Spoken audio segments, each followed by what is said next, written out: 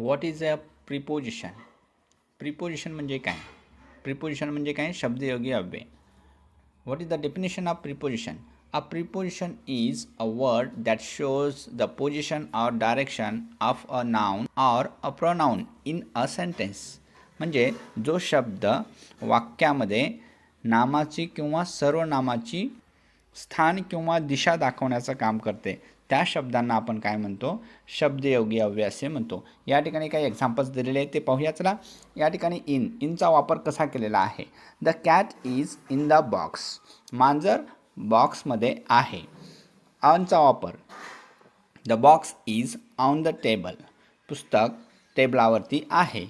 अंडरचा वापर, the ball is under the table. Ball टेबलाखाली आहे. Next to, the girl is next to the tree. म्हणजे ती मुलगी झाडाच्या बाजूला आहे. बिहाइंड म्हणजे पाठीमागं, the boy is behind the Bush.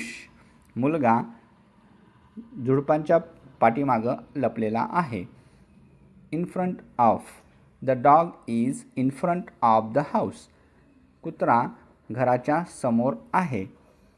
Between, दोन फ्लावरच्या पॉटच्या मध्ये बॉल आहे. The ball is between the two plants. म्हणजे दोन झाडांच्या मध्ये बॉल आहे. Above, the kite is above the clouds. पतंग ढगांच्या वर आहे. Below, the bird is below the sun. पक्षी सूर्याच्या खालती आहे. तर ह्या अवस्थेमध्ये असणारा जो शब्द आहे तो म्हणजे प्रिपोजिशन असतो. तर यावर दुसरी ॲक्टिव्हिटी तुम्हाला करायची आहे आणि ते कमेंट बॉक्समध्ये त्याचे आन्सर पाठवायचे आहेत. या ठिकाणी त्याच प्रिपोजिशनच्या आधारानुसार या ठिकाणी एक वर्कशीट दिलेली आहे आणि ती वर्कशीट प्रिपोजिशनशी संबंधित आहे. Fill in the blanks.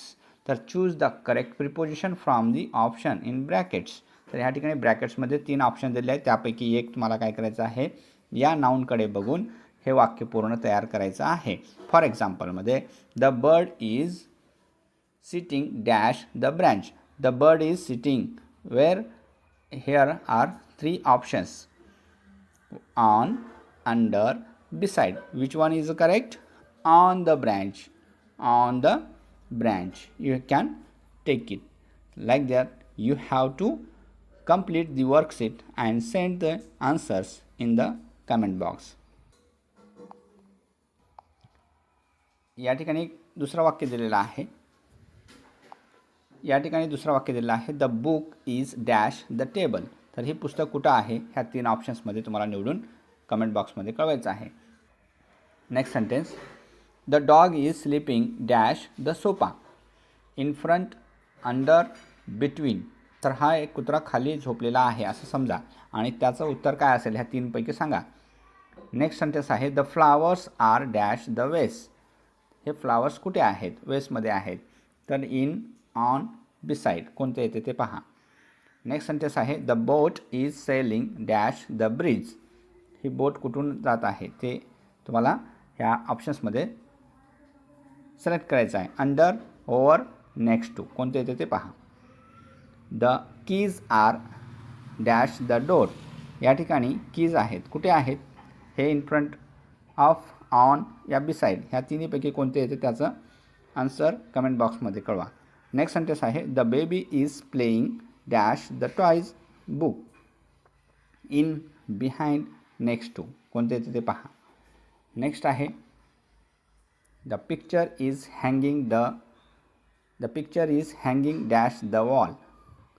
बघा कुठं हँगिंग केलेलं आहे? ऑन, ओव्हर, अंडर कोणते येते ते पहा. नेक्स्ट आहे, the train is going dash the tunnel. Through, above, beside काय येते ते ऑप्शन्स कमेंट बॉक्समध्ये कळवा. नेक्स्ट आहे, the cat is hiding dash the chair. Behind, under, in front of कोणते येते बघा. या ठिकाणी पिक्चर कुठल्या स्थितीमध्ये आहे ते लक्षात घ्या. Next sentence is, the helicopter is flying dash the city. बघा कशा प्रकारे आहे इथं. अबव, बिटवीन, नेक्स्ट टू काय ते बघा.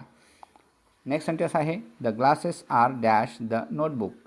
ऑन, बिसाईड, अक्रॉस काय ते बघा. या सर्व वाक्याची उत्तरे कमेंट बॉक्समध्ये कळवा. Thank you for watching. Like, share and subscribe.